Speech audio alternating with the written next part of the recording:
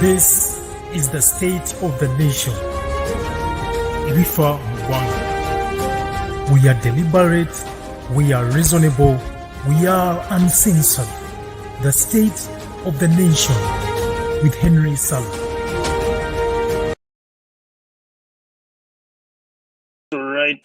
All right, guys. How are you doing? It's been a while. I'm excited to be back. I'm excited to be back.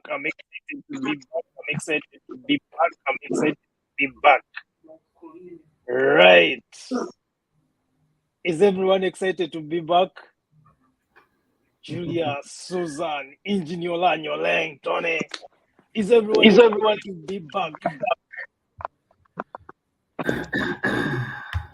Of course, Henry.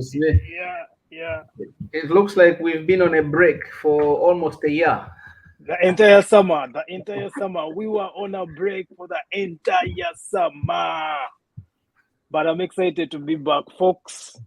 Before we start, as always, I'm going to start with the land acknowledgement. So we wish to acknowledge this land on which the University of Toronto African Alumni Association operates.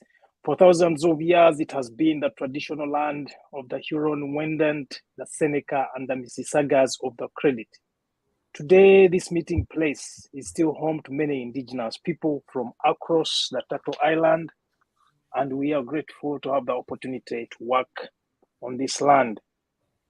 I hope one day we shall have the courage to recite such acknowledgements in Uganda, where we have several Indigenous communities. Of course, the conversation today is in regard to whether Ugandans are ready, or Uganda as a country, whether Uganda as a country is ripe for a Truth and Reconciliation Commission. And many people might be asking themselves, what does he mean? What do they mean when they talk about Truth and Reconciliation? Do we need a Truth and Reconciliation Commission in Uganda? And the answer to that seems to be, yes, we do. Because if you have been following the events in the past couple of weeks, since the passing of the General Eli Tumwine, of course, many people have unfortunately celebrated his death.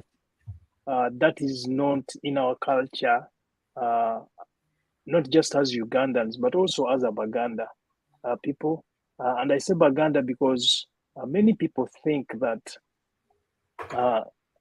it's been the Baganda celebrating General Eli Tumwine's passing. I do want to commiserate with his family, but I also want us to have this conversation genuinely. This year we have lost many important people in our country. We lost the Governor Bank of Uganda. We lost the Speaker of Parliament. We have lost a few other generals or very important people within the Ugandan community. And most recently, we lost General Eli Tumwine. And the common denominator among all these important people is that they mostly died in hospitals abroad. The governor, the former governor of Bank of Uganda, died in Nairobi. The speaker died in the US. General Eli Tumwine also died in Nairobi. And these are people who have been serving a government that liberated Uganda over 36 years ago. And of course, we think that being in power for over 3 decades, they would have the power to build the infrastructure where Ugandans can actually enjoy the healthcare services that are sufficient to take care of Ugandans, especially people in the caliber of General Eli Tumwine. Unfortunately, we seem to be losing most of our elites uh, in the diaspora, in hospitals in the diaspora. What is very important in the most recent death is that some people actually came out to celebrate uh, the death of General Eli Tumwine. Some people have come out to say that most of the people who celebrated were Baganda, which I disagree with as a Muganda myself. I think there were some people who might have inappropriately gotten excited about his passing, given his record, both as a general, but also as a Ugandan who has been very proud of having been one of the 27 initiators of the Freedom Project. We all know that General Eli Tumwine was the first guy to shoot at Magamaga Barracks, of course, officially starting the war that later became the Liberation War. So I'm not going to waste a lot of time. I have a couple of very eloquent and learned people in the studio here with me today. A younger adult, and of course, two young adults and two grown men. Myself and my friend, Mr. Mitchell. All right, so we are going to discuss: is it right for Uganda to have a Truth and Reconciliation Commission? And I ask that question deliberately because ever since the Liberation War, we have never had this conversation. When you look at countries like South Africa, they had a conversation after the apartheid regime. They had a Truth and Reconciliation Commission. When you look at countries like Canada, for example, we recently had a Truth and Reconciliation Commission in regard to the First Nations people and how they should be treated, some of the wrongs that were done by the ancestors of the current regimes. And that's not it. When we look at countries like Iraq and the former president of Iraq, Saddam Hussein, when he passed on, some people celebrated, others grieved. When you look at Libya, when Mr. Kanomama Gaddafi passed on, some people celebrated, others grieved. When you look at Mr. Mugabe, when he was overthrown, some people grieved, others celebrated. It is always something that people question when some of the people who engage in these conversations celebrate instead of reflecting on life, on how things have been done. And I think Uganda now is at a critical moment where we need to have these conversations in a genuine way, genuine manner with each other, so that we can mitigate the seeming vice of tribalism. I think it is important for us to engage in this conversation, and I think there's no better people to start this conversation other than ourselves, who are younger than the liberators of the so-called liberators of Uganda. So without any further ado, I'm going to ask Mr. Julius Mitala to start with the conversation, first by introducing himself. Welcome back, Mr. Mitala. Introduce yourself once again and tell the listeners what you think, what your thoughts are. Thank you very much, Henry. As always, I'm on the spotlight, but I enjoy the spotlight. I want to make light of some of the suggestions you've made while you've been doing your introduction, especially by introducing Mr. Tony Oleng as a young adult. Same as well, introducing Miss Namata Susan as a young adult. I think I would like to dispute that, because Tony is an engineer. I don't know so much about Susan Namata, but I think if we are sitting on this forum, we can dispute the fact that there is a young adult on this forum. Speaking for myself, I'm over 41 years old, so I am a man. I'm much more older than when Mr. Museveni went to war in 1980. I think he was 27 or something like that. If I'm was it no, he was 47 or something. But I'm 40. I'm 40 plus, so I'm an adult in that respect. Without It's digressing into matters of irrelevancy. By way of introduction, Julius Mitala is my name. I prefer to be called Mitala Muzukuru wa Mswangali, which is a recognition of my grandfather, the man who raised me, and the man to whom I owe great respect. I'm a trained lawyer, though I'm not in practice, but I have got full grasp of the law, and I am able to negotiate and discuss matters of the law if it comes to that. I'm very delighted to be back here. It's been quite a while. Lots of things have happened in personal circumstances and across elsewhere. I extend all my condolences to everybody in their different, respects, those who have lost loved ones, and we hope that you find the courage to be able to move past that episode of great personal loss of such a consequence.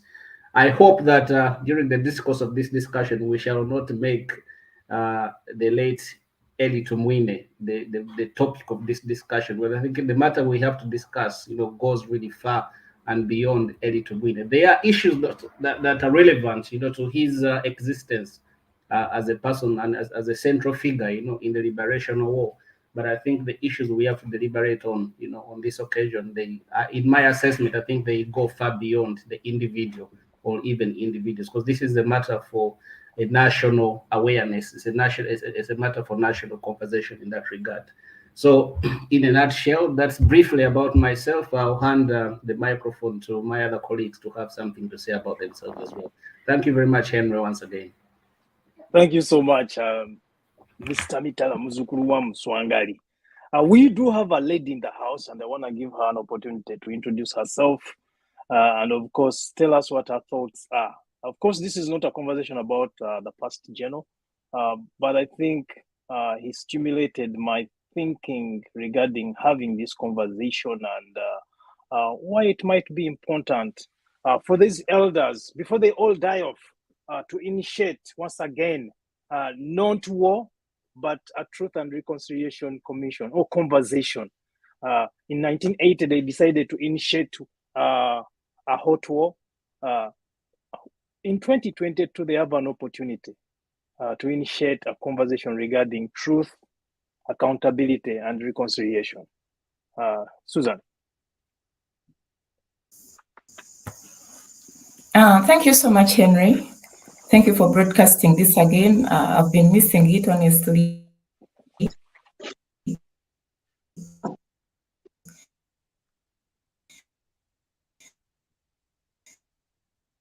Are we losing Namata? Are we losing you already? Am I on? Yeah, you're on. You're on, yes.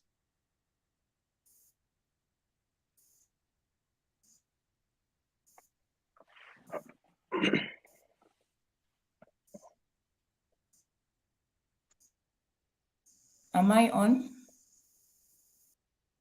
Your network is not the best, so which is not surprising, given that your network is not the best, which is not surprising, given that you're in Kampala. But after 36 years, and I'm not using like a mobile. I'm using MTN. So I was saying, nice meeting the engineer, nice meeting the Mr. Council. I'm Susan Namata, a political activist. Henry prefers calling me an economist. I won't dispute that. I agree with Mr. Mitala's argument of not discussing the late general. But then how can we escape the facts? We are in all this because of what these people have done. We can't dispute, we can't underlook the facts. It's real. We have to talk about it. We have to understand why people are behaving the way they are behaving. We have to understand so that we get the solutions, the permanent solutions for people to stop dancing on people's graves. It's not funny, it's disgusting, but we have to discuss these issues so that we find permanent solutions, so that we make sure that we don't see it happen again. We don't see people dying and people starting to celebrate. These people have caused that we can't underlook. So when they die, that's how people perceive their justice, because they seem to think that the seemingly immortals are dying. So they take it as a justice to themselves. So we can't dispute the facts. I know we are not going to discuss him, but we're going to discuss in that line, the line of truth and reconciliation. So I'm happy for this engagement, and I hope we get to understand more of these things. Thank you so much, Henry. Once again, thank you so much for joining us here today. I know you have been missing it. I have been missing it equally. All right. Engineer Olang, the eloquent youth who wants to make change in Uganda. Your thoughts? What's your name? Your thoughts, and how do you? What's your perception about this conversation? Thank you very much, Andrew. I hope I'm audible enough for everyone to pick me. I am called Engineer Olanya Olenge Tony, and I must say that besides my profession as an engineer, I very much also have a lot of passion in media, because I know the space and the power that the Fourth Estate holds.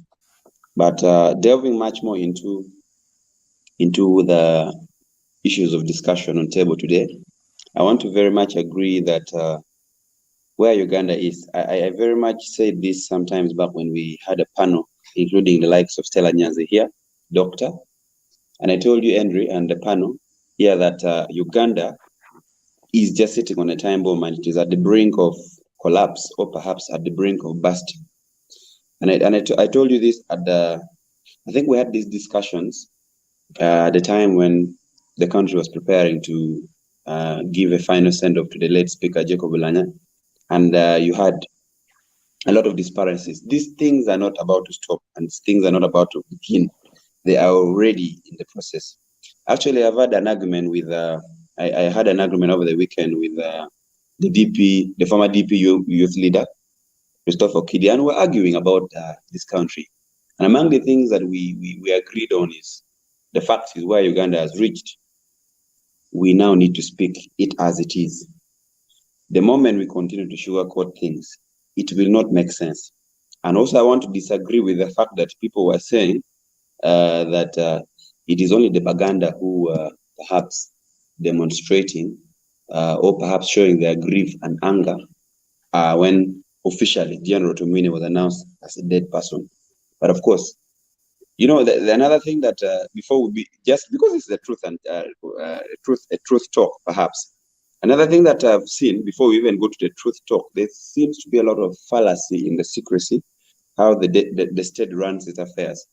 I'll tell you this for a fact, as someone who has even said this on this platform, and this one remains on record. I run a TV platform called Nile TV. We have our sources that get for us the news. Now, I will tell you for a fact that Jacob Elanya, let me start from the story of Jacob Elanya. Jacob Elanya was announced dead how many times? Several times. Okay. So they announced today, it is fake news. They announced tomorrow, fake news. Government keeps coming back to say it's fake news. So for the case of Tumini, I had a source that gave us news. I was following in the newsroom WhatsApp group, and the source clearly told us the man is gone. That was the very day that the news came in that evening that the man is gone. And so for us as Nile TV, we trusted our source and we said, okay, if he's gone, he's gone. We put up the story there and said, he's gone. I think that was the only old media house that put it and said, the man is gone. And then we dropped it out there. I even picked a screen grab, dropped it on a few WhatsApp groups, dropped it on my status. A few of the army generals started coming to my inbox. Why are you putting this man? This man is not dead. He's still alive. What? I told them boldly that everything that happens in Uganda happens for the fact of the truth. The only problem that we have in Uganda is that serious things are said in joking ways. Very serious things are taken so jokingly, and at some point the country believes. So I told him we are not retracting our story. What we are aware of is the man is gone. So for as long as you guys are pushing a narrative that is still in Nairobi, Simanyi, this and that, that is public relations. We told them the rest is PR. So we waited until there was official communication by the presidents after some weeks. And we came and pulled back the same story and told them, for us, our story stood and the rest was PR. And that was our argument. And I remember telling guys in NAB, of course, there were issues they were raising. So there's an official person who is supposed to make an announcement. We told them it's okay. That is how it is. But you see where this country has reached. Even the way media has to do its work has to change, because things are not the same way we expect them to be. That is for the case of Tumine. For the case of Jacob, all of you saw what happened. Now, when you see these reactions of people, of Ugandans on social media, I've literally had young people who are from this part of the country and lost people and lost relatives during the 2021 general elections from Kampala. These are actually people, because these people are not only buried in Buganda, by the other interesting fact is we also had dead bodies coming in to Gulu. Okay, we had dead bodies going to my home district in Kitgum. And so one thing I have been telling, and I told Andrew, I said, it doesn't mean if I would align with NRM, I'm going to agree with every rubbish that happens inside that house. No. Perhaps we are trying to develop a new breed and brand of the NRM young people that, yes, accepts, yes, there were good things that the system has done, and that perhaps bad things that need to be told in the face of the system. And that is exactly what we're doing. Let me give you an example. I formally joined the NRM last year. And ever since my time in the NRM, mine has been, if change has been had from the opposition, this time around I have access to meet a minister and tell him point blank that this is wrong, and I will face them, including facing the president. So I have literally developed, and I've been training actually these young people within the NRM to be cautious about how things are done. It's not supposed to be a yes sir thing. I'll give you an example. We have a problem here of the controversies that have always been there. Of course, we have understood as young people who are learned that this is a matter that has been pushed by the deep state. The issue of the Upper land. Upper land is the land that is between Achumani and Amoro. That's what they say. Now, this has been a concern and a controversy that has been pushed for all these years. People have been killed severally. So I told these guys in one of the meetings that they invited me, youth from NRM, and I told them, personally, you may not clearly see me every other day in the NRM, because number one, I am not going to be that beggar type who's going to be moved to beg you, because the NRM has created a system of puppets that a young person, or they keep these young people within the system or within the party vulnerable, so that when a leader comes, theirs is to ask for 20,000, 30,000. So I told them that mindset has to change. You guys need to know that you hold a very strong power, that if you say certain things will be done better and work for better generation. So I told them clearly that the only and the biggest problem of Dara Palan is not even General Moses Ali, it's not even any other minister. I clearly told them, and I boldly told them, the problem is President Museveni. Let us, as young people within the NRM, wear our yellow shirts and point at the face of President Museveni as the problem of Palan. The guys agreed. We did a press conference, pointed at the big man as the problem of Palan, because this was a matter of telling it the way it was. So we told the president, you are the problem of Palan. You are at the same time the solution, because you cannot tell us that the soldiers who are killing people in Apa, then you claim they are people from Madi killing their cholis, to create the similarity of the divide and rule that we learned from primary or secondary, that we now clearly see, because we also did our investigation. We have our facts, we have our evidence. And we told them, if this does not get resolved, then the young people of the NRM are willing to take a more bolder step. So we gave them an ultimatum. And we kept on making demands, of course, obscene demands that you may not even see making sense. And we told them that the president is the problem and he must accept his problem. I'll tell you that this worked in our favors as young people. Number one, when the president came, to actually, I believe he was pressured, or the system was pressured to address that concern. The president made mention on media, if I believe you also, and said the issue of apartheid, he now accepts it as his own problem. Okay? Now, if it were not the young people who took a bold step, wearing yellow shirts, written NRIM with Museveni's badge, and telling him that Museveni, you are the problem of apartheid, I believe up to now, the attacks would have continued.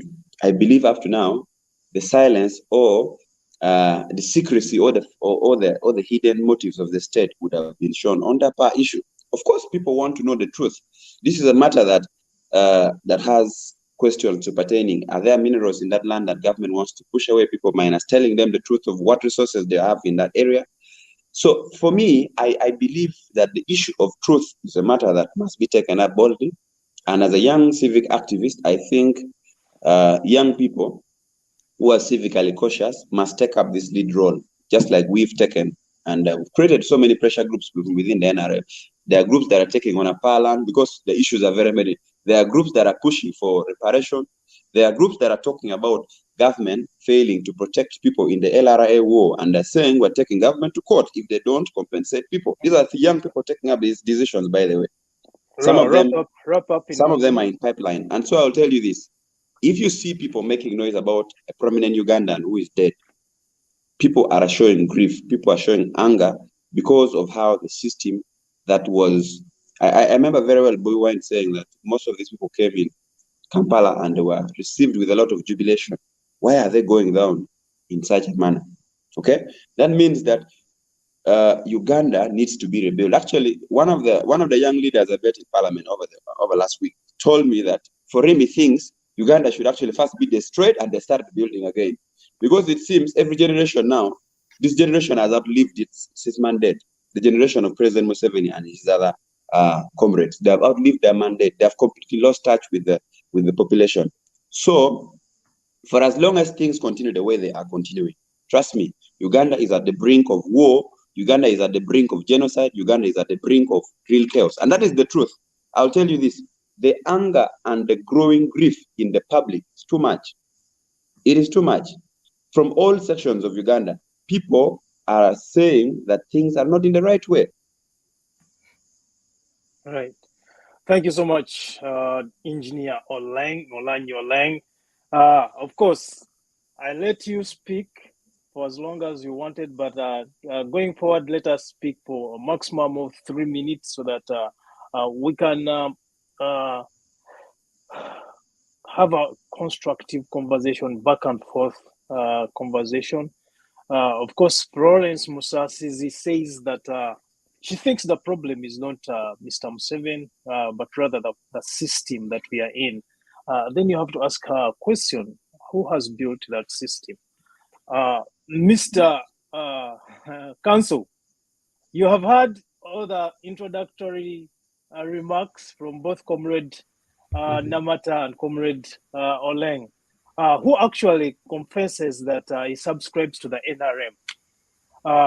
As a person who lives in the diaspora and as one who proclaims having been a very young kid when Mr. Museveni came to power, what are your thoughts? And if indeed having a Truth and Reconciliation Commission could be the solution to the challenge that Uganda is facing right now, how do we proceed about achieving what we think might be the solution to the problem that we have seen? Absolutely. Thank you, Henry. And again, thanks to both Susan and Tony for their, eloquent, presentations on these subjects. Tony makes a very interesting question there when he says that they have had him and colleagues within the establishment, they have had the chance as young activists, to have interface with the president, and the president has acknowledged that some of the problems befaced with the country are his own making. That is a very interesting observation, because quite often we never see the president acknowledging that he's part and parcel of the problem. So if Tony, as an insider of the system, is telling us that there is a mechanism whereby the president is able to acknowledge, amongst his own team that, he is part and parcel of the problem, I think that's it's a welcome start. You know, that is what the Truth and Reconciliation Commission that we are, you know, bringing into the debate here is all about. So then the question for me is Uganda ready for a Truth and Reconciliation Commission or arrangement of that kind?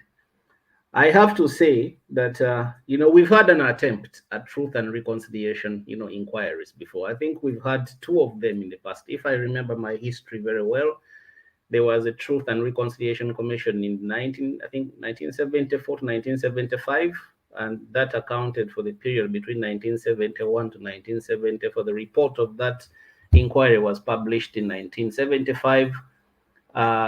You know, the criticism, you know, against that report is that it was not a sincere exercise. It was only intended for the regime at the time to shed off, you know, the international pressure, intense international pressure that the regime of President Idi Amin at the time was undergoing because of the various atrocities that had been attributed, you know, to his administration at the time.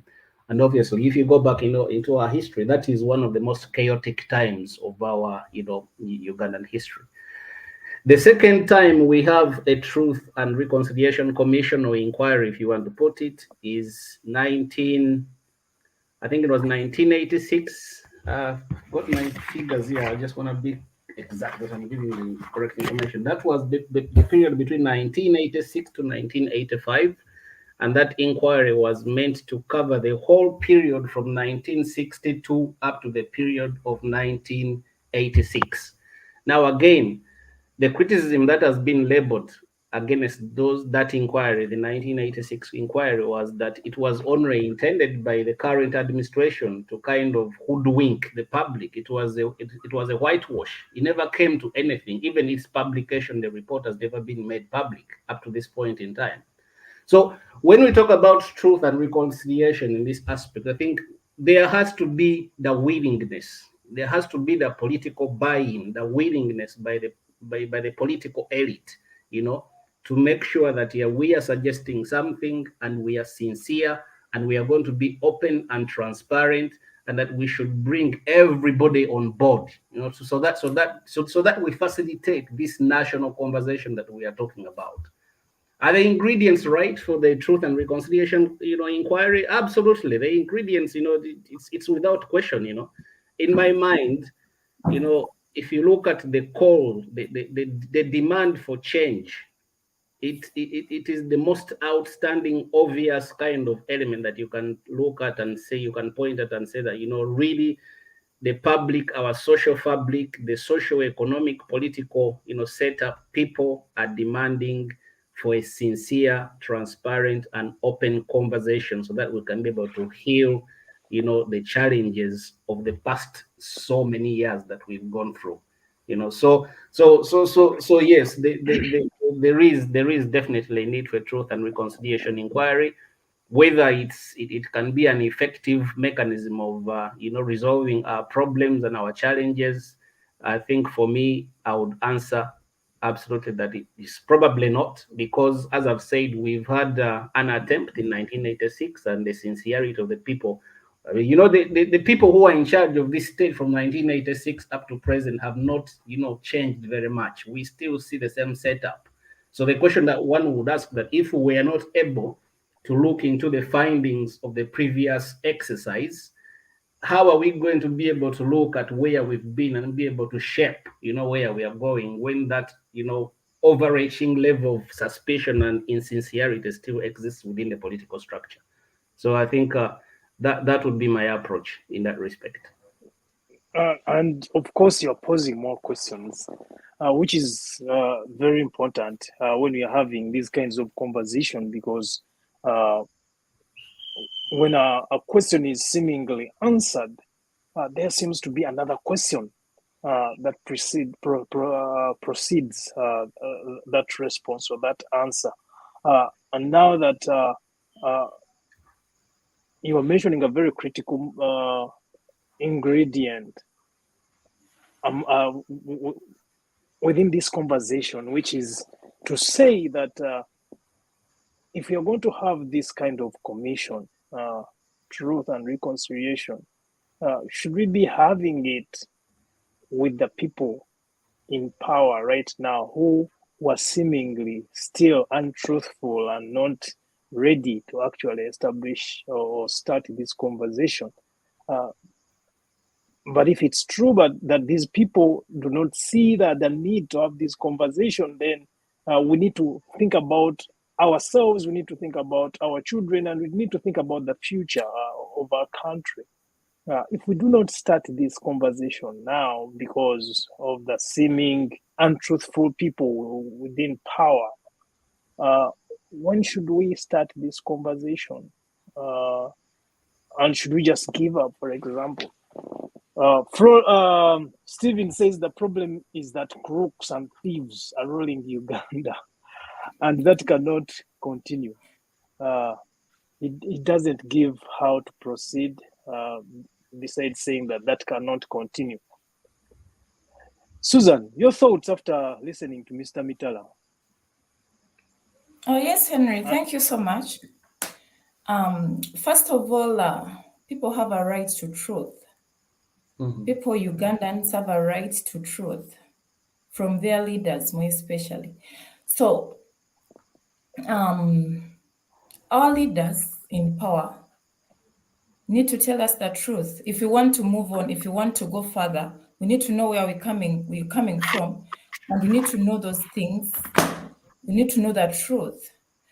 So I think the Truth and Reconciliation Commission should be put. But then again, if we don't go back to the past and see how the commissions that we are set did, or that the commissions that we are set did, I don't think this one will work. For example, the 1986 commission put by the president, His Excellency Museveni, he put a commission to do an inquiry into the violation of human rights by the past regimes. So the inquiry went on, but then the perpetrators were not put out. The perpetrators were not convicted. So the victims never got justice. So if he comes out to do the same this time around, how are we sure that the perpetrators will be put out to book? How are we sure that the victims will get justice? Because he's been known for his character of hoodwinking, putting something out, but then it's just on paper. Practically, it's not there. Secondly, we need this commissioner because the next generation is sitting on a ticking time bomb. Honestly, for us, we can be a little tolerant, but the children we've birthed, the rate of hatred they have, and it's based on tribal sentiments, they won't handle, they won't be tolerant to each other. The Baganda kids who live in Baganda homes, I'm going to be blunt. The Baganda children who live in Baganda homes, they hear the parents complaining day in, day out, complaining of the Munyankole this, Munyankole that, the injustices done by the Munyankole.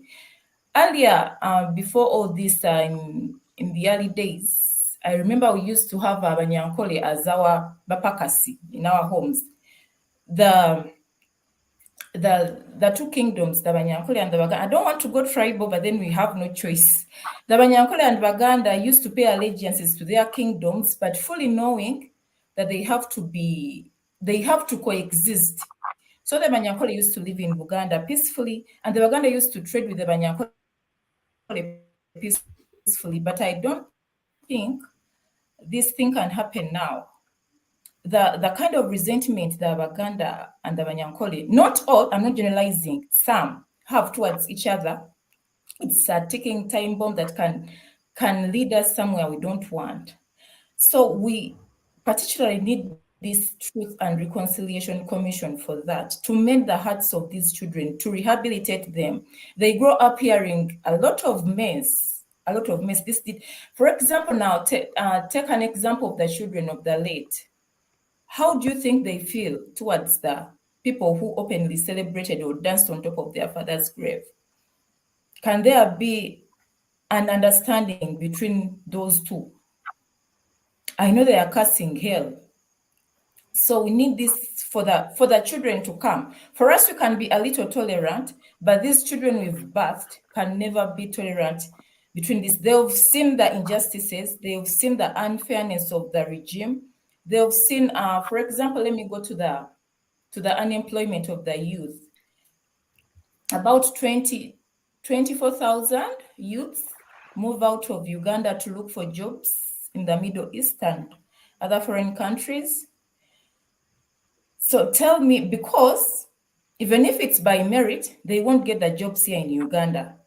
The jobs, the procedure of getting a job here in Uganda, everyone knows. It has to be a connection. If you make your research and go to those offices, what you'll find it won't surprise you, because everyone knows. We see on TV. For example, in Masaka, the chief of police is not a Muganda, but it's in Central. I ask myself, isn't there a Muganda policeman that can be a chief of police in Masaka? They are there, but they're not given those chances. So these kinds of injustices are vivid, open. So the children with birth are seeing them. So the moment they will blast, it will be unreturnable. So I agree we need that truth and reconciliation, because first of all, it's our right.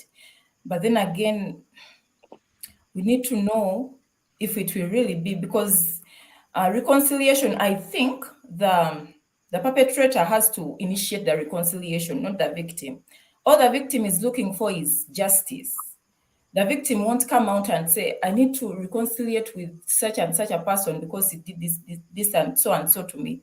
The perpetrator is the one to initiate this. But are the perpetrators of these conflicts, these injustices, ready to initiate the reconciliation commission? That should be the question we are asking.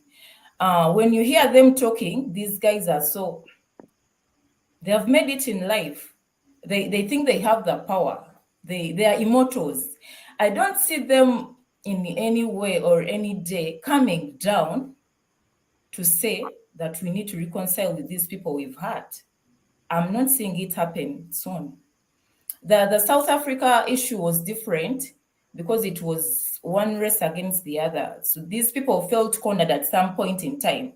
And what they had to do is to agree with the commissions, get amnesty for the wrongdoers, and things go on. But here in Uganda, I don't see them getting cornered somewhere because they have the guns, they have the money, they have everything. They know they can compromise with someone who comes up with something. We've seen people being compromised. We've seen people who are strong activists of change go to the other side. So those are my thoughts, Henry. Those are my thoughts. Right. Thank you so much, Susan. And these are uncomfortable conversations, of course. And I hope the people who are listening to us can see how uncomfortable these conversations are. I think this is just a simple mirror of how a Truth and Reconciliation Commission would look like, first of all. But it's not just truth and reconciliation. There is an aspect of accountability. But I think the way we find out how to build those mechanisms of accountability is by, first of all, understanding what truth are we speaking to? What is the truth that people need to hear? What are there any sort of atrocities that were made or that have happened over the last 36 years since the Liberation War? Because the 1985, the 1986, 1994 Truth and Reconciliation Commission, or that process, at some point it got halted because of lack of finances, which means it probably didn't even complete. So if that was halted because of the lack of finances, to what extent are we going to wait to have a complete Truth and Reconciliation Commission? What are we going to be talking about? What will be the structure of the conversation? Who should be the listeners, the people who actually engage in these conversations? Who listens and writes deliberate reports regarding what happened? What will be the mechanisms of accountability, and how should they be enforced or brought to book? And what are some of the expectations or potential recommendations that would signify reconciliation? And can we get around that table and have these conversations given where we are right now? Engineer Leng. Thank you, Henry, and I want to appreciate the other panelists for the brilliant submissions and for bringing out areas that are still very uncomfortable but must be told or must be spoken about. I wanted to draw our attention to one aspect. I think there are heroes that we can appraise as of now, people who have actually, in our generation, people we see who are alive, who have tried to do something about truth, about trying to reconcile Ugandans. We all remember at the peak of the death of Jacob Olanya, the chaos and the tribal statements made by the Chief Justice Windolo. We saw a gentleman in the names of Ambassador Olaratunu coming in to initiate a meeting between the Chief Justice Windolo and the Prime Minister of Uganda, Peter Maiga. I believe if that wasn't done, it would have created sort of an imaginable rift between the Baganda and the Acholi. Okay? By all standards, let us agree that the actions done by Mr. Ambassador Olaratunu were very, very significant actions that shape actually what we are looking at as a way, because I think Buganda as an institution in Mengo has actually drawn a very clear line that they are willing to sit with anyone to talk about how we can move as a country. And I think that was a very positive step from the administration of the kingdom. Me as a young person, I saw that as a very key step that actually guides our assemblies as a country. That in a way tells you that yes, there's a possibility that we can sit and talk, okay, about the things that happen in this country. All of us saw that yes, I mean, if you saw the order of precedence, Peter Maiga is by no standards close to Mr. Windolo or Chief Justice Windolo. But when it comes to issues of the truth, Uganda is a country that expects to speak the truth as it is. And another thing that I wanted to also draw your attention to is a platform of Justice Ogola. Justice Ogola has a platform with the likes of Maggie Chigozi, the Elders Forum. That forum, maybe to add on the submissions of council, that forum has also been trying perhaps to have the third attempt on having a truth and justice platform to initiate discussions about the future of Uganda, to initiate discussions about the things that have gone wrong and how best we can correct them. I remember very well as a university leader in Bulu University, that team came, they were doing an institutional move to see that we have these discussions. But of course, I'll also tell you carefully that among the things that, of course, could be government, could be the different funders, we are aware that civil society has been in a very big way stamped on. Okay, DGF funding has been closed in Uganda. Apparently, they're still negotiating for a way to open it. And of course, the discussions, because of the bad political will, there's no goodwill in politics to embrace this, to accept this. So it would have been the best role for the guys in the civil society who can play an oversight in government to take this role up. But of course, we saw civil society funds being closed up, and it has become tricky for organizations like the Elders Forum. I think even in the peak of 2021 elections, they tried to organize a debate, but because of funding, they could not do that. Such debates were very key. You see, it is important to have leaders sit on a round table and point fingers at each other, not doing things in the shadows. And I think that is where Kenya has taken a lead role in pushing that democratic dispensation, because almost everything in Kenya happens in the eyes of the public. Even the legal proceedings you've been seeing in court. Apparently, you compare our legal system. If you saw what is happening in the Supreme Court of Kenya and what happened here when Bobi Wine took the case to court, you saw how the Chief Justice was conducting himself. You saw how a judge who sits in that bench, the lady judge, who had a dissenting voice, how she's being treated. Apparently, I'm told she has already been denied her salaries. That is a story in Daily Monitor. Now, there are things that shock you in Uganda. A judge of the Supreme Court being denied her salary because she had a minority judgment on something that she's legally accepted to do within her precincts of the law. Yeah. So there are things that happen in this country and shock you. Actually, we had an agreement with colleagues. These days, I'm very happy that Uganda has young people who are having very cautious discussions. Perhaps we need to widen the scope of this platform. And that's why I wanted to even tell Henry that perhaps these discussions we have here should not stop here. You need to give more platform. You need to widen the scope of this discussion.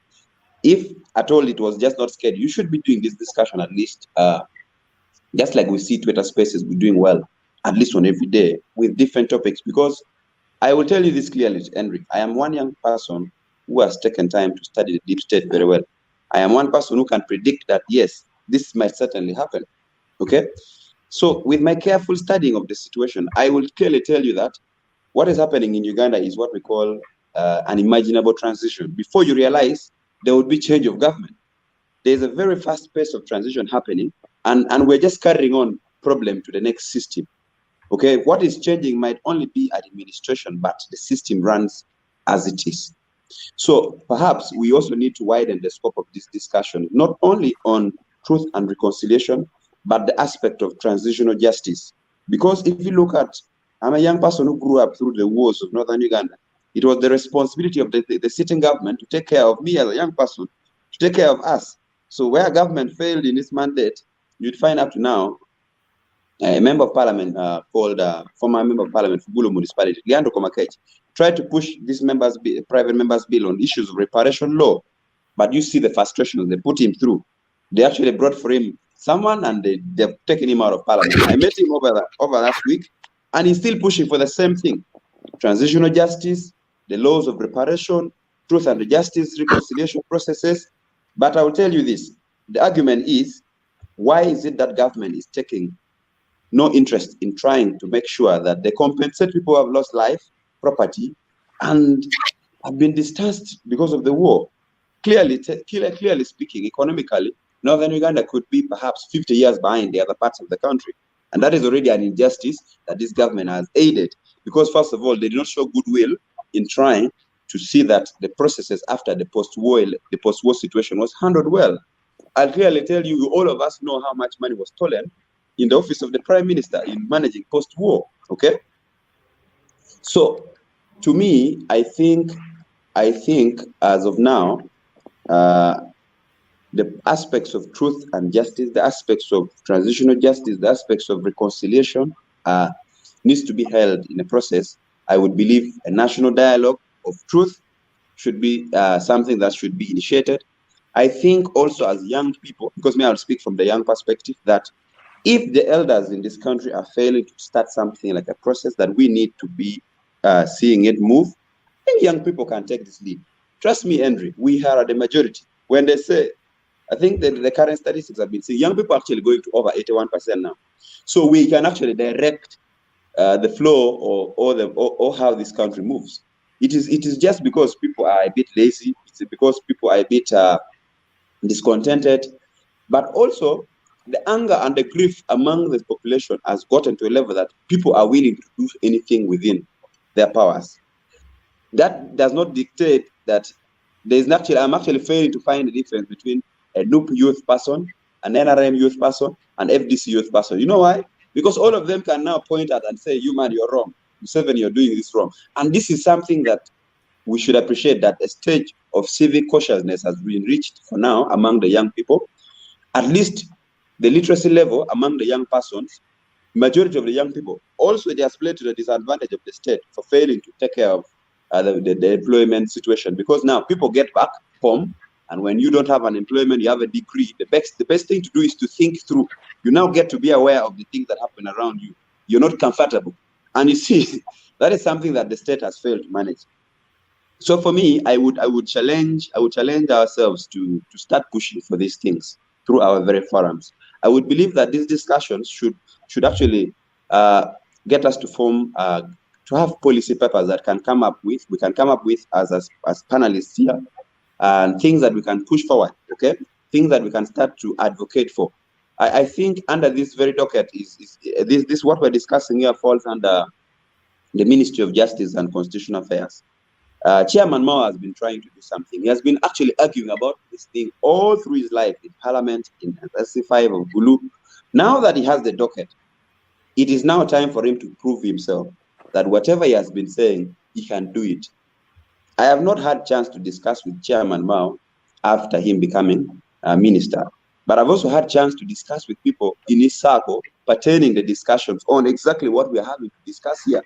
And I think let us give him a benefit of doubt that he can do something. But in the event that this year elapses minus seeing progress from that side, I can strongly submit and tell you that for us as young people, we can steer this. And we are not steering it from anywhere. We are steering it right from the inside. Yeah. Thank you so much. Thank you so much, Engineer Olanya Olang. These are important conversations. And they're difficult conversations. They're also uncomfortable conversations. But when we come back, we're gonna go for about a minute.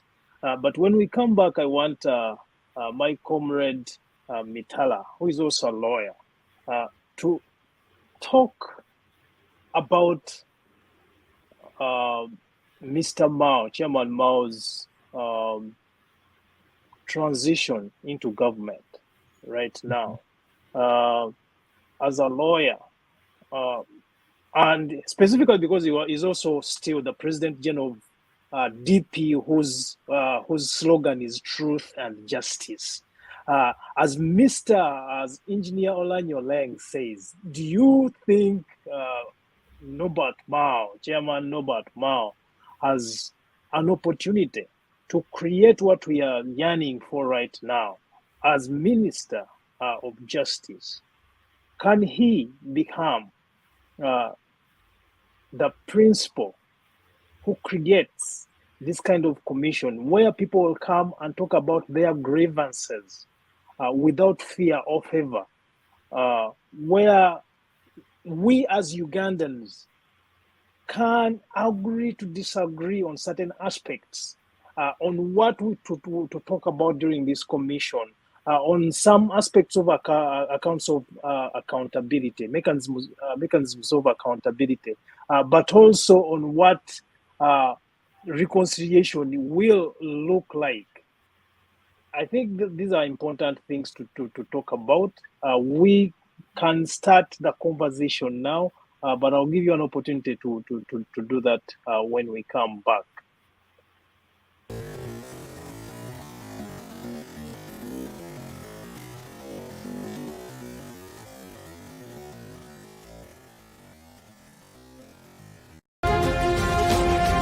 This is the state of the nation. Rifa Mwanga. We are deliberate, we are reasonable, we are uncensored. The state of the nation with Henry Sully.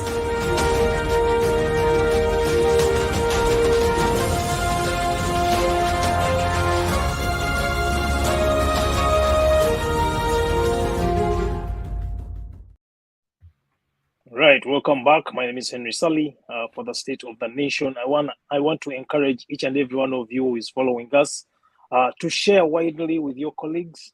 Encourage other people to come and join this conversation. This is a conversation for all Ugandans, not just the four of us on this panel. So share it widely. Follow us on Facebook, Twitter, and YouTube. Subscribe and ensure that you don't miss these conversations again. These are important conversations. But they are nothing if you do not join the conversations. Mr. Stephen Bontu, before my colleague comes in, Mr. Stephen Bontu has already started asking questions. He says, what reconciliation when one person is flown to the US at more than $1 million when hospitals have been run down in Uganda? So that is a sound of frustration, of course. The same person also says, what do you mean reconciliation when young people are being traded as slaves? Kidneys are being extracted and these people are dying in the Arab world.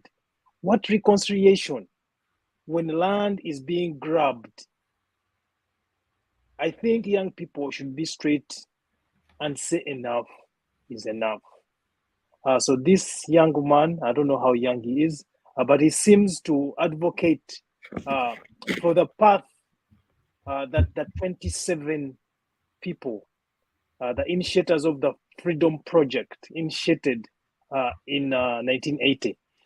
Miss Florence Musaz says that reconciliation has to be done only. It says that reconciliation has to be done only indigenous, who make 16 states of Uganda.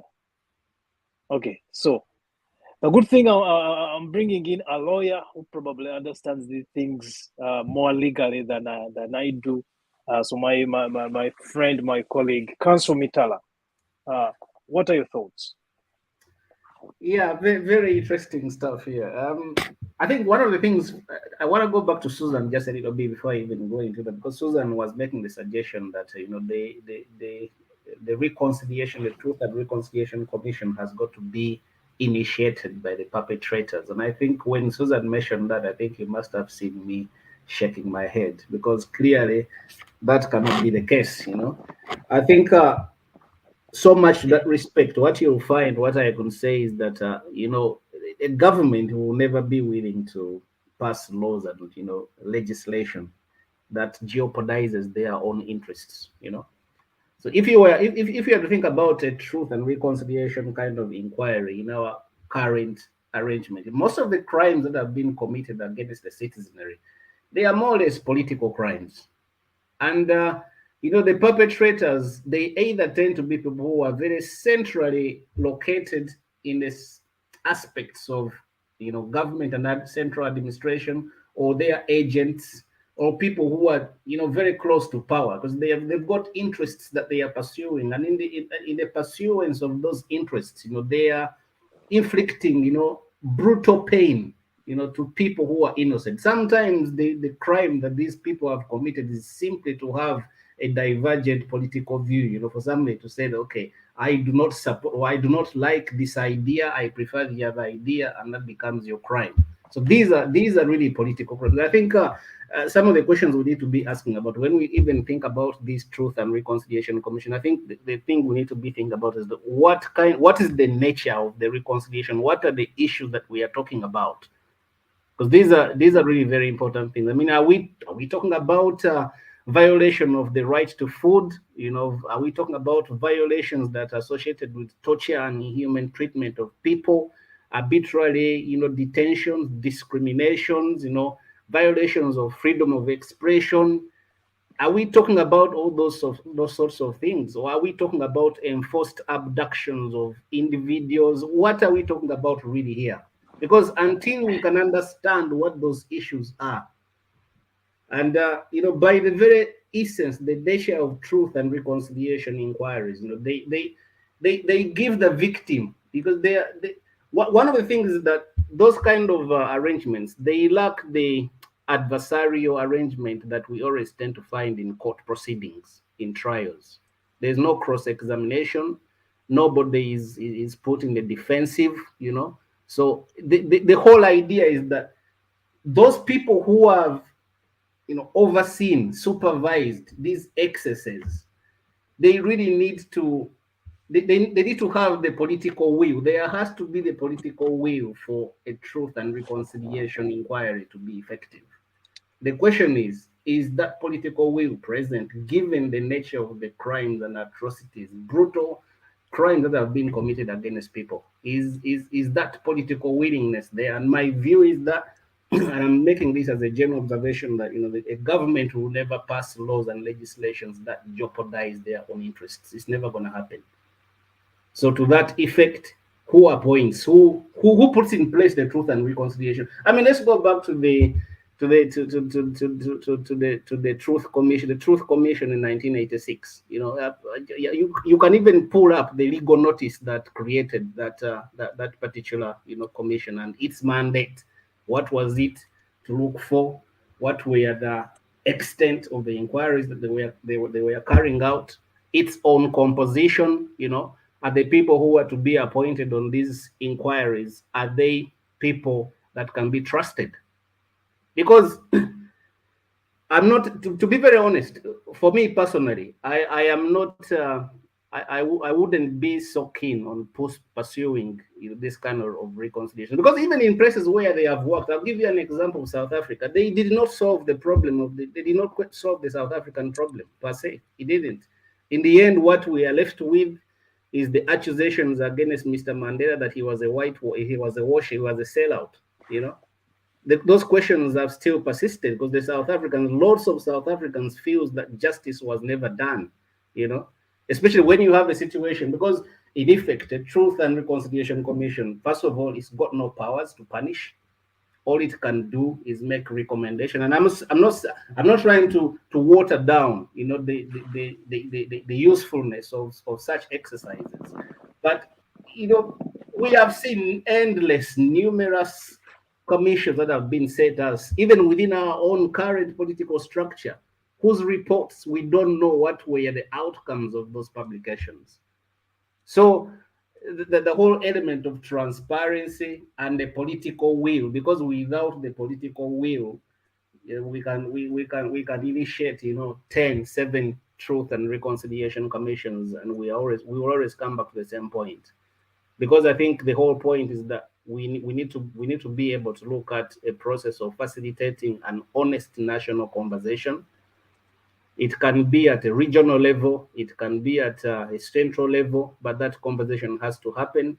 And in order for that conversation to happen, you have to have a group of people who are willing and committed to these exercises being carried out effectively. When you're looking at a situation like ours, where I mean, I can now categorically state that I do not think that we have a functioning government organ in Uganda that works independently. We seem to be a government of presidential directives, and that cannot be a government that functions effectively, because that means that in whichever capacity you find yourself, you'll be vulnerable to a presidential directive.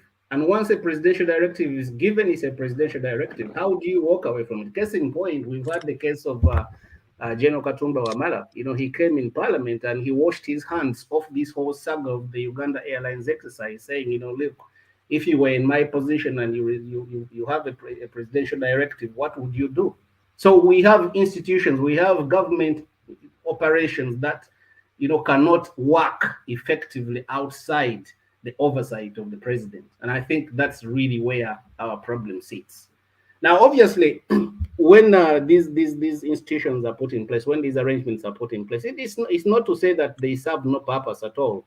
In fact, they might be very helpful in terms of offering some kind of psychological rehabilitation to traumatized people, to a traumatized group of people. It can offer that, because the exercise allows people to come up, state their case in their own words, in their own understanding, so that, you know, the public can get to feel and hear how actually the victim feels about a particular situation.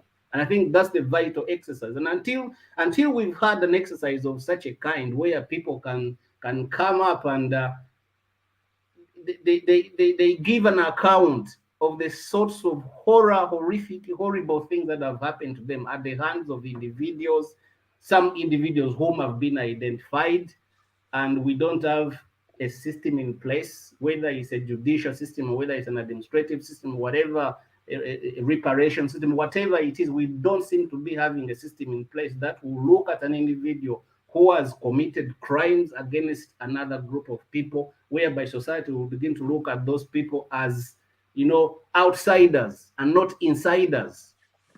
So there are all those issues, and I think for me, my position is that I do not undermine. Do you think that Mr. Mao has an opportunity to start this process, given that he's the President General of DP, which is basically standing on truth and justice?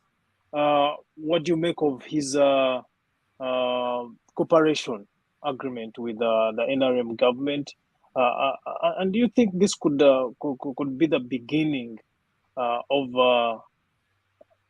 a Uganda that could probably start talking to each other instead of talking over each other? Because right now we are talking over each other. We don't Yeah, really listen to each other.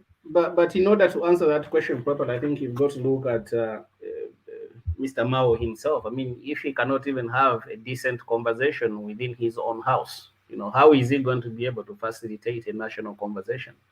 Because I think if this conversation was to take place, it should have started from in-house. Bring everybody on board, tell them, fill them in on what you are doing, so that you've got the consensus. It doesn't become a one-man show. So this all secrecy, and I think Tony was referring to this earlier on when he referenced the cases of the late Jacob Olanya, and recently the case of the General, how news had been filtering in through there to the public, and every time news of such a kind has come through, it's been dismissed by the official, spokespeople, only a couple of days later for the news to be confirmed. So there is that lack of sincerity, the lack of transparency. And when you lack that in a national conversation that is meant to foster truth and reconciliation, I do not think that we even stand a chance, of coming up with something, an outcome that is of any benefit whatsoever. Because I think for me, I want to reference really the issue of institutions. Because even when you have a Truth and Reconciliation Commission, at the end of the day, it will make its recommendations. It might say, okay, we accept this and this happened, these are our findings, and then there has to be a route. There's got to be a pathway. Some people, you talked about the issue of accountability. What is accountability? For certain victims of these excesses, there is no level of compensation you're gonna give them, to when they know that the perpetrators are still out and at large. And by the way, as a matter of fact, many of the people who are responsible for these, very heinous crimes against other individuals, they always occupy, positions of influence, such that even if we had these Truth and Reconciliation Commissions, when you got the perpetrators wielding such power where they can influence the outcomes and the inquiries of this kind, I truly and honestly believe that, those are not the exercises that are going to yield anything of benefit for us as a community. It's not to say that we shouldn't try it. And as I've been saying, even though government is not going to pass those laws and legislations that will enable such, commissions to function independently and effectively, the wananchi can demand for that. Tony is really referencing that, the people, the civil society organizing, however, in spite of all the difficulties, in spite of all the odds that people are working against, but if there is a clear voice, and I'm saying that there is a voice at the moment that, this hunger for change, is clearly, and we can continue to hide ourselves in the sand like ostriches and pretend, because there is that element of denial. Lots of people are in denial. They don't want to accept that we've got these challenges. We are positioning ourselves as a middle income economy. Everything is okay, but the heart of the country is bleeding, and I think the majority of the people know that things are not okay. And until we come to that conclusion and accept that we've got to calm down, sit together, and pursue a future that is comprehensively inclusive, so that no person is left behind, so that at least even where the courts are not as even where the courts are overwhelmed by the number of cases passing through court, but at least people will be assured that there is a process that they can pursue that will deliver them some form of justice. That's what we need to have. Very, very interesting insights, and I want to thank you for that. There are a few things that you have mentioned, one of which is very clear, and that people need to pay attention to. We do not have a democratic government anymore in Uganda, but rather a government of presidential directives. That is something that people need to evaluate very closely and see some of the implications of having a government of presidential directives. You also questioned whether there is political will to create such a commission, and indeed what the scope of the commission will look like. you have also mentioned that normally truth and reconciliation commissions do not have the power to implement some of the recommendations that they make. All this trying to show us, or the people who are listening to us right now, that even when we take this route, what is the end goal for having these conversations or these commissions or these inquiries, beyond just giving people space to speak their truth to power, for other people to actually understand some of the how people felt during some of the grievances. Sorry, Henry. Just very sorry on that. Just and to expand just on that, I think one of the things that I forgot to mention is that the whole purpose of this truth and reconciliation is, first of all, to examine the past. You know, what has happened? How did we get there? What were the challenges? And how do we ensure that these mistakes do not happen again? Because that is really the essence of it. It's the arousing of the national consciousness, so that as a people we become aware that these are our challenges. This is where we were. This is the journey that we went through. It was traumatic. It was horrific, but we as a people, we now undertake and we confirm that we do not want to go back to that situation. Can we forge a better, cohesive way forward?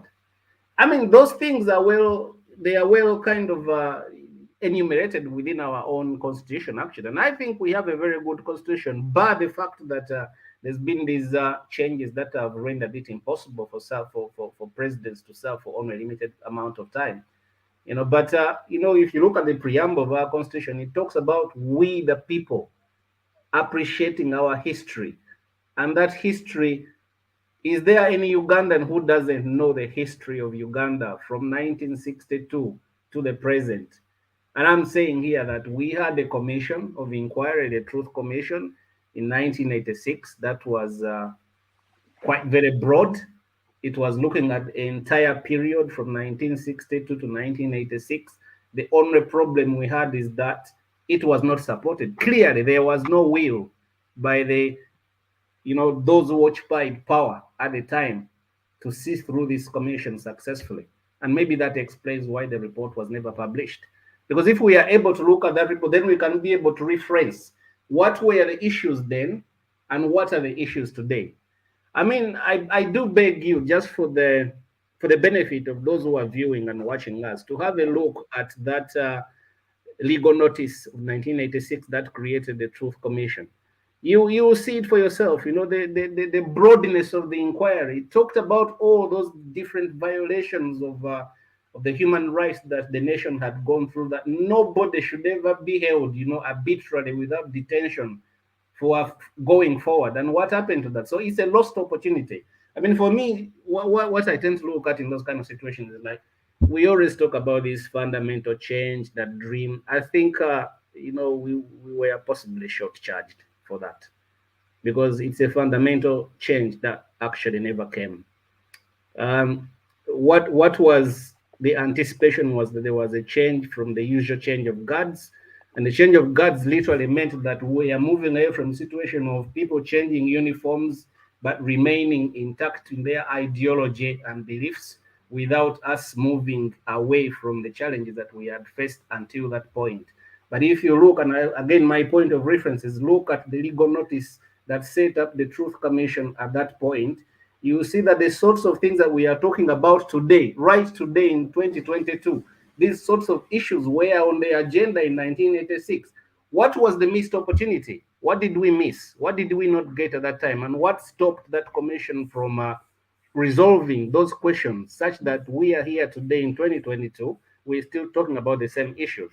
So for me, that's what I mean, the lack of the political will, for us to be able to navigate away from that, acrimony. And it's just getting on passed onto generations, and we are digging ourselves deeper into a deeper hole. Yeah, Susan, we have about 30 minutes. I want us to try and bring together this conversation as it happens. Of course, there's going to be numerous conversations of this nature. But given what we have talked about so far, what are your thoughts? And if there's anyone out there who is watching you, what do you want to tell them in regard to how we should mobilize ourselves to create this conversation to completion in spite of what happened in 1986? Because I think that the 1986, 1994, it collapsed in around 1995 when they were saying there's no money they didn't have money. They didn't have money anymore to complete this process. So why is this conversation important right now? What were the missed opportunities in the past commissions? And who do we engage in these conversations? Florence Musasi said that we should incorporate the 16 states that inscribed on the Parliament of Uganda. Do you have the same thoughts?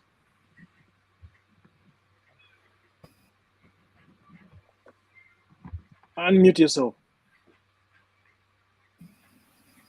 Well, Henry, thank you so much. Thank you to my fellow panelists.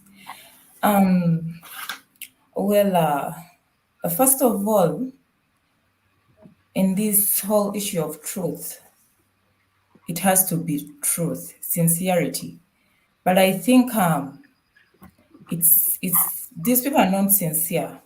Even if they put these commissions, the truth will still be hidden. They'll just put a facade of something that they think people want to hear or people need to hear, but the real truth will still be hidden. That's why these things never work out. That's why we don't get the real or relevant solutions to the conflicts or to the problems that are brought up the whole issue of reconciliation. I totally think that they just put up a show, they put up a facade. The real truth is left hidden. The real truth is still buried down, because if that truth really comes out, I'm very sure that we can get real solutions. We can get past everything. We are living in an era where people are so desperate. People are in despair. For example, in Uganda, yesterday there was a video making rounds on social media. A woman beating up I didn't even watch it. I just followed the conversations on different social media platforms. I failed to get the guts to watch that thing. The lady, I read she's 22 years, having 3 babies. So why do you think such a person can hit her own baby like that? A helpless child. It all goes back to governance. We are in a leadership crisis. This lady, the story goes on and on. She was hitting the baby because of water. Governance crisis, leadership crisis. First of all, she's supposed to be in school, 22 years and having 3 babies. She's supposed to be in school. Second of all, the hardships these people go through, the hardships. Maybe she gets water from a very, very deep source in the village. So when the baby spoils it, then it becomes a tug of war. So it all goes back to that. We are in a leadership crisis, and I don't think our leaders seem to understand or seem to know that we are in a leadership crisis. So that's where we won't even get the truth. They won't be sincere with us. So Henry, we are going to stay confused. We are going to stay in a political quagmire. We are going to because if I may suggest, or if I may think, I think these commissions are put up by presidents who passed by leaders after a fallen regime. These commissions to work carefully and closely. I think they are put by a new leader. For example, if Mr. Museveni steps aside and a new leader comes in, that leader is going to put up that Reconciliation and Truth Commission so that he brings people together, the people who are broken, the people who are hurt. I think that's how it's going to work. Like Mr. Mitala was saying, yeah, that's why I said it's a fairy tale. You can't expect a ruling government to put up laws that don't go with their interests. So it's a fairy tale for us to think that at one day this regime is going to commission or to put up an inquiry into to put up a real truth, a sincere truth and reconciliation commission. So, like Mr. Olanya was saying, as the youth, we need to come up. We need to tell our leaders enough is enough. Like like Dr. Stella always says that we need a system overhaul. We need to put systems that are going to protect us from ourselves. We are in this because of the systems. The systems are no longer protecting us. We are under presidential directives. When he directs do this, they do that. When he directs do that, they do that. We are no longer under a system, under an organized system that can help us, that can protect us from ourselves. So that's what I think, Henry. Yeah, engineer, there's a lot that has been said. Your responses, how do we move forward beyond these conversations? Because the conversation was here because they have been talking a lot about liberation. Everyone talks about liberation, and that's how the 27 became very important, because apparently they were the initiators of the peace project. As the peace project failed, and how do we proceed beyond liberation, beyond conversation, beyond slogans that say that leave issues of the genos to the genos, because that's how people have become arrogant. Like when there's an issue to talk about, engineer, you're not supposed to say anything because you're not a geno. So don't talk about things that happened in 1984, 85. You're not a geno. You leave issues of the genos to the genos. Geno engineer Oleng, what do you guys, what do you genos talk about? And who should engage in these conversations? I must say I've enjoyed this entire panel, because everything that we've discussed here relates to what happens within the common discussions on the streets of Gulu, on the streets of the towns that we move in. And among the most interesting discussions a gentleman made was, and this was a former member of parliament of, I think he stopped in 2006, and we're having an argument, and he said, Uganda is actually not fit to be a state. We're actually fit to be called a WhatsApp group that has an administrator who can remove you at any time. That is sarcastically to respond and agree with what Council Mitala said. You know, the issue of directives comes in, yes. And this, you cannot blame it on people like General Katumba Wamala, because the president has a lot of powers and mandates within the constitution. That, as a lawyer, he knows that the current constitution gives a lot of powers to the president. If at all you are not aware, you could look through the roles and responsibilities of the president and its power, you'd be shocked that almost everything in this country is derived from the presidency. So for you to blame the system without blaming the president, then you're joking. So entirely the president has every mandate overall.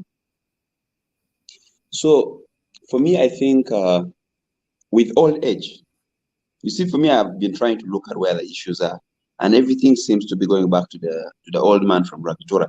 I've been trying to narrow these things slowly. And for me, I want to agree that with old age, President Museveni is beginning to realize, yes, that there must be a Uganda, and there is certainly going to be Uganda after me. Okay? It's not going to be far. I don't think President Museveni is going to be in power for the next 20 years, 10, 20 years, perhaps, or even 5. there is definitely a situation whereby we shall have a Uganda without President Museveni. And I think as an elder, with age, he's getting to be honest a bit. I'm speaking this because it was unique, even for us who are pushing for the issue of APA, for President Museveni to accept that yes, it is me who is the problem. However much we still don't see a lot of push and will to ensure that besides the political statements of accepting this problem, actions being taken. Yes, that is already a step, because having a military background is one thing and then having a civilian background is another. And so the way we perceive and reason out things would be different.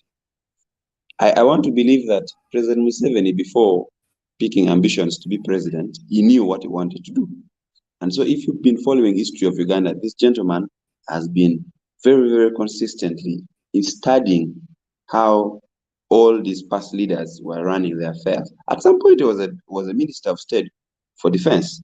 So he was in charge of defense of the country. He knows where and how things were being done. Okay? So I want to believe that entirely all these processes, of course, that is the first step. I would believe that it is still rests on the president.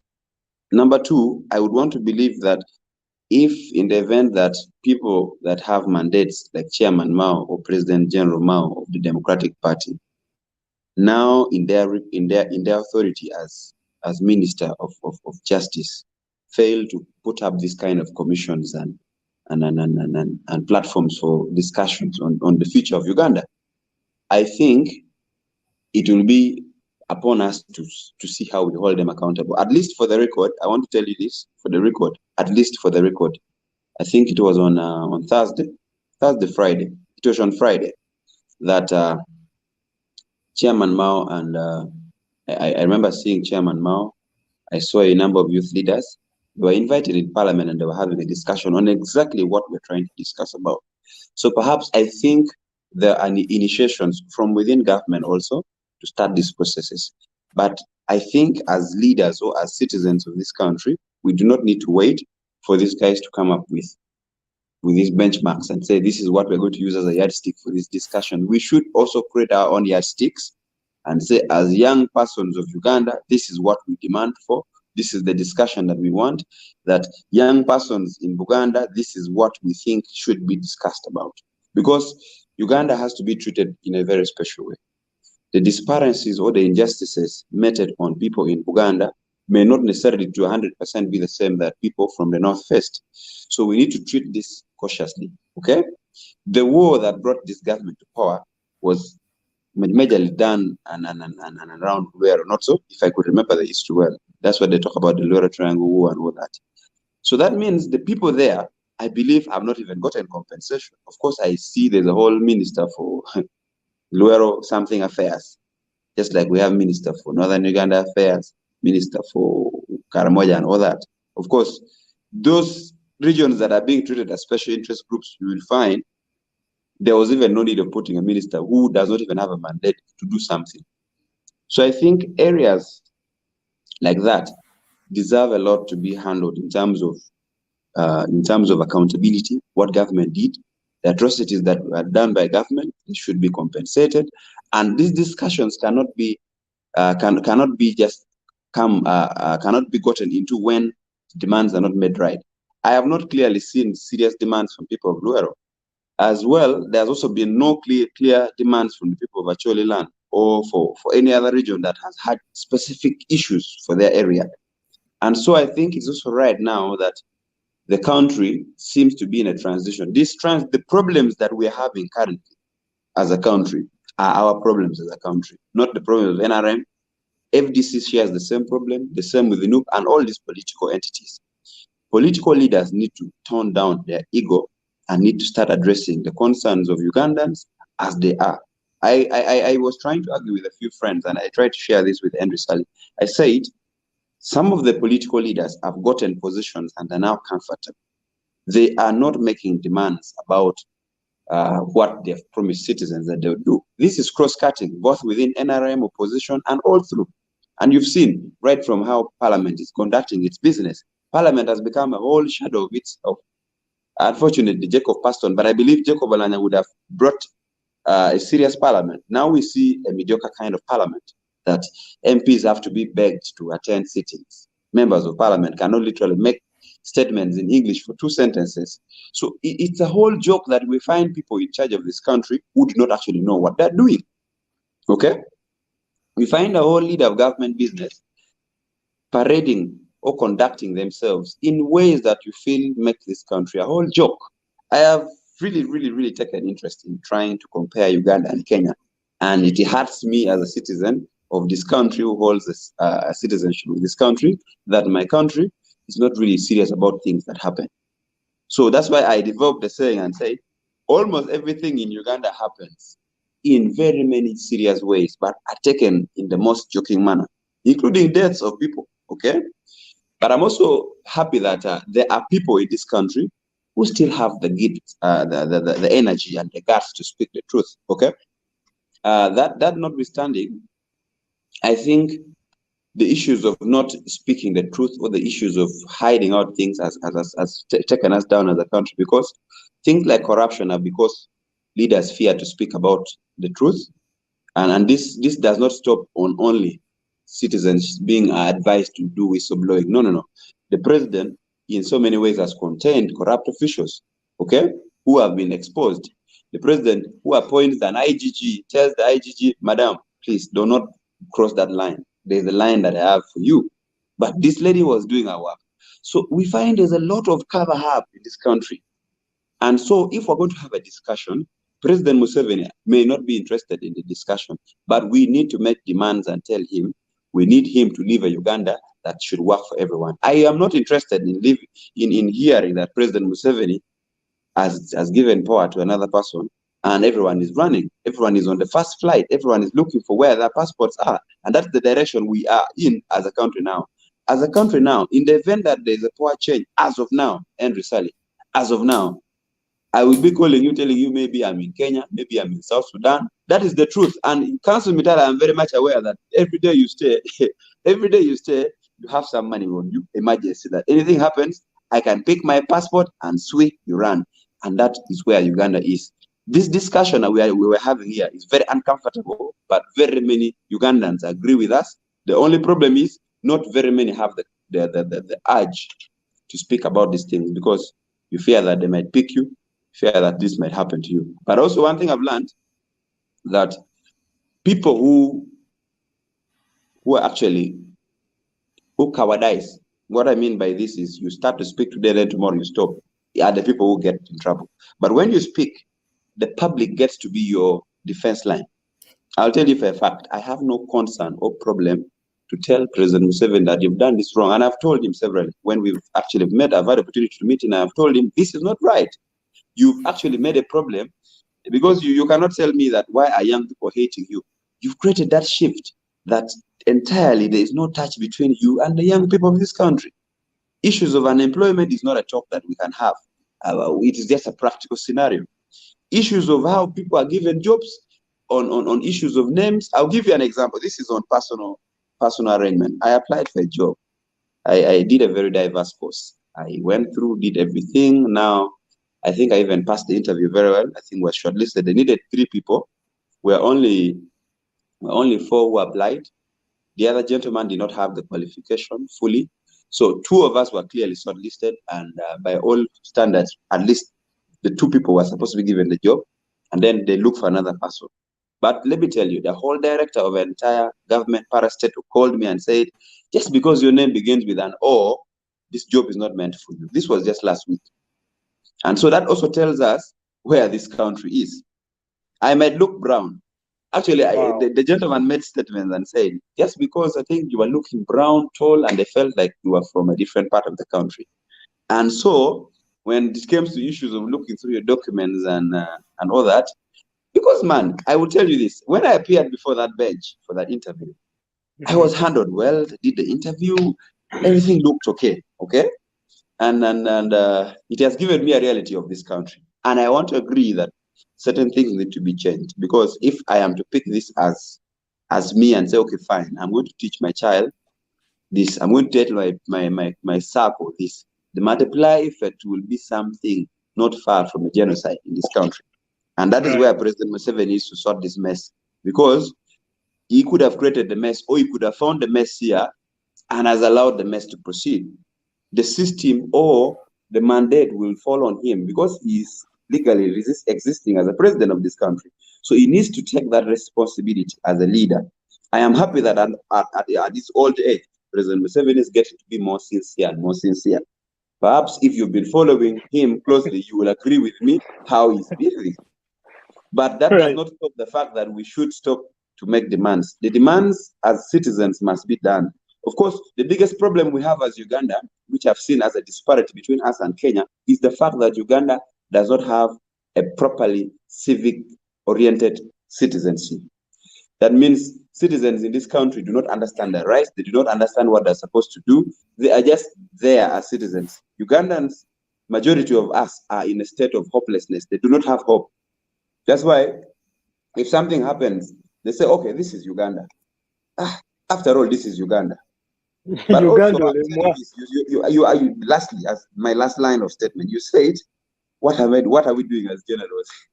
The issue of generals making careless statements and saying, leave issues with the generals to the generals. I think, for the example of General Eli Tumwine, we all saw how leaving issues of the generals to the generals affected him and his family. Perhaps he is not feeling the impact, but the children who are my age mates, the children who are in our class of society, have the problem. Now, the trauma that the family is dealing with, they're going to live with it.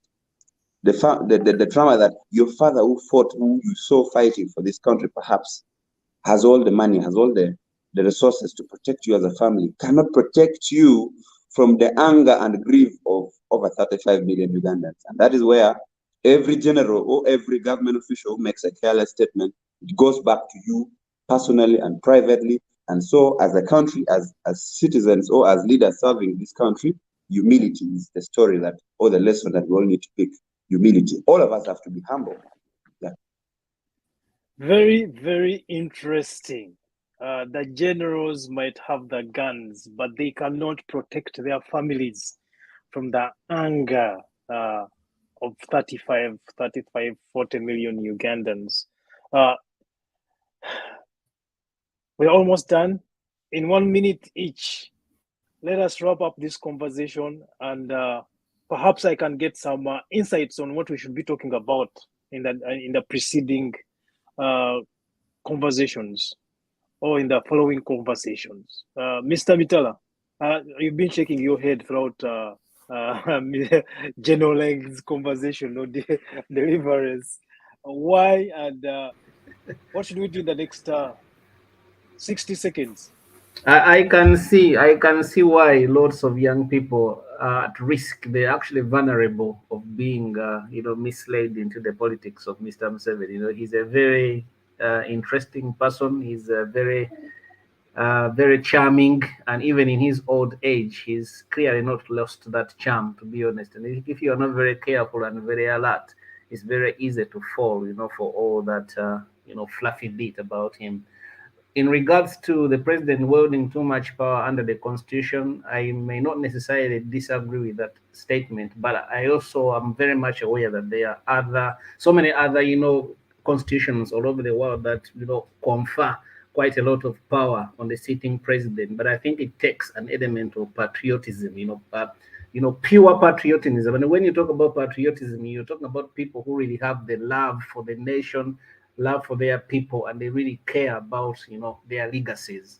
Lots of leaders across the globe, they have been very careful and very attentive to that intuition, to the effect that they clearly realized that they had a role to play in the national building, and as soon as their role had been accomplished, they were able to hand over the stick to the next person and be able to carry forward. We don't have to look very far to see examples of such a kind. We have very close to home, Mwalimu Julius Nyerere. If you look at his legacy, very humbly, with a lot of humility, bow down to his people and say to them, "You look, guys, I accept there are certain things that have not gone wrong, but I'm not going to be here forever. And for that matter, I'm handing over the mantles to another person so that we can be able to construct, a future that brings everybody, across." And that's not to say that the Tanzanian, state of affairs doesn't have its own problems, but I think by and large, one would say that is quite, a little bit better than ours, where we have this, one-man system, in every corner of the chair, every corner of the house, you can just see just one person there. And I think that's, for me, that I find that very uncomfortable. It's very uncomfortable with me. Very quickly on this question of whether Uganda is ripe for a commission of Truth and Reconciliation Commission. I think we are expecting too much from Truth and Reconciliation Commissions. Clearly, they don't have the power to punish. They can make recommendations, but those recommendations, without the political will, and very well knowing that majority of the people who are responsible for crimes against humanity, they occupy very serious government places and they wield a lot of power. Those commissions, you can look across the globe and tell me one commission which has been effective in resolving a country's particular problems, with the exception of maybe Mozambique and another country. But I'll end it at that point. Thank you very much, Henry. It's been a pleasure. Thank you so much, Mr. Mitala. Susan, in 1 minute, wrap up this conversation. I would urge, if that time for truth and reconciliation comes, if any day, that day comes when we have to have that truth and reconciliation, I would urge the people, the parties involved in it, to be sincere, to tell the truth, to make sure the perpetrators, for the first time, let us learn from history. For the first time, let us learn from history so that we get a new form of a country, a new form which is a country which is fair. So I would urge whoever is involved in this Truth and Commission, when the time comes, to be sincere, to dig up the dirt, to bring up everything that has hurt Ugandans, to bring out the perpetrators, to be brought to book, to be punished, to be given amnesty if it's possible, to reconcile with the victims, to pay them back. All right. To apologize. Yeah. Because that's what will make our country go further. And also, if we are to do all that, we need a system overhaul. The fact still remains that we need a system overhaul. We need a system that works on merit. We need a system that is fair and just. When we don't have those things set, we shall always be coming back to ground zero. We shall always be coming back to the mistakes of our forefathers. So thanks so much, Henry, for hosting us again. I hope we meet next Sunday. This conversation still needs to be expounded on.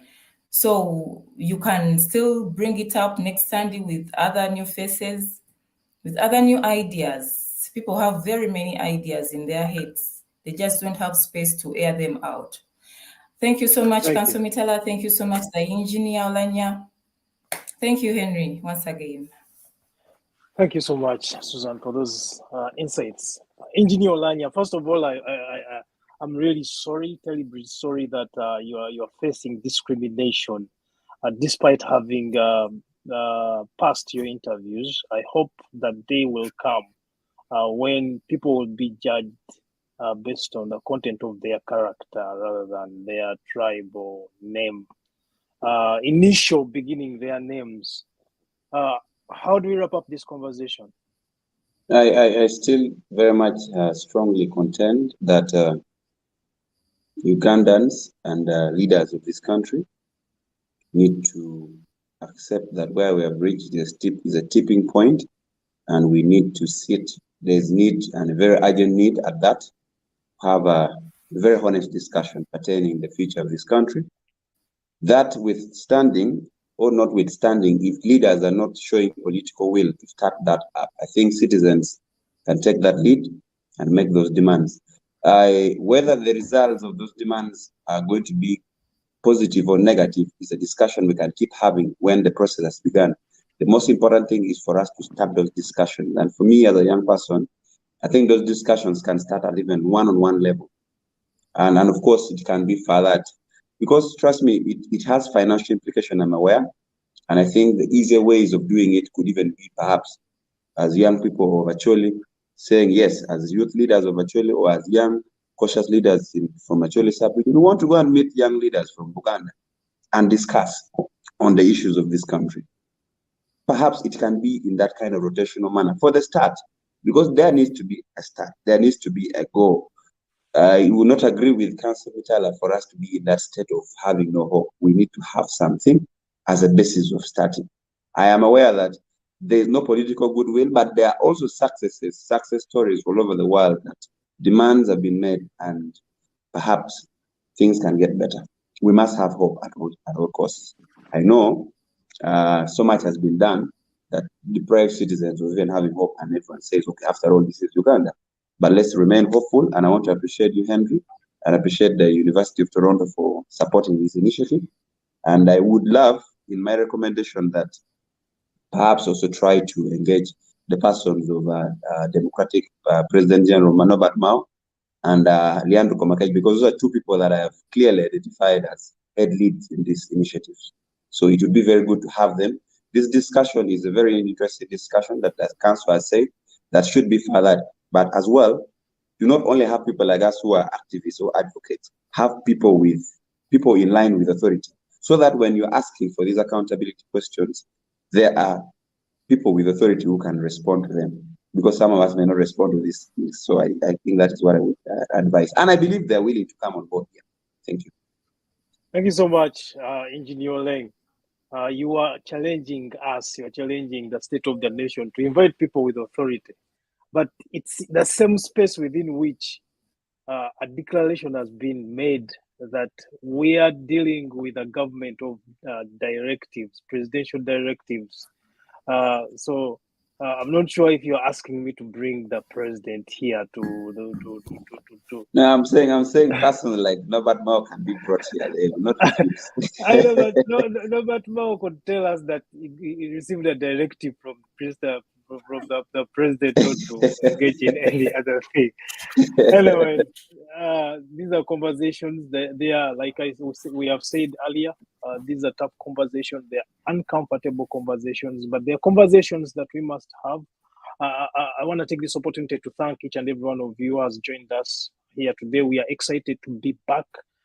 We are going to have these conversations as we go into the fall and the winter. Of course, we're going to be so much indoors. So if I'm not in the library, I'll probably be here trying to have these conversations with you. I want to take this opportunity to thank the University of Toronto affinity groups for sponsoring some of these conversations and for appreciating that free speech, space for free speech is important within our midst. It's a privilege for us to have these conversations. Again, thank you so much for joining us here today. And I wish you a great weekend.